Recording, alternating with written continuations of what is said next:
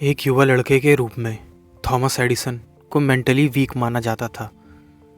एक दिन वह स्कूल से एक लेटर लेकर घर आया और उसे अपनी माँ को दिया। उसने कहा, मेरे शिक्षक ने मुझे यह लेटर दिया था और कहा था कि मैं यह लेटर आपको दे दूं। उसकी माँ ने लेटर खोला और जोर से पढ़ा। आपका बेटा एक प्रतिभाशाली व्यक्ति है। यह स्कूल उसके लिए बहुत छोटा है और हमारे पास उसे प्रशिक्षित करने के लिए पर्याप्त अच्छे शिक्षक नहीं हैं। कृपया उसे स्वयं पढ़ाएं। और इसलिए एडिसन की माँ ने उसे घर में ही पढ़ाया।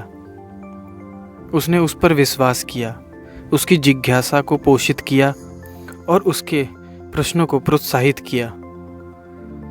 सालों बीतने के बाद जब उसकी माँ का निधन हो गया और एडिसन इतिहास का सबसे महान आविष्कारक के रूप में बनकर एक नया नाम आया, तो उसे वह पुराना लेटर एक दराज में मुड़ा हुआ मिला।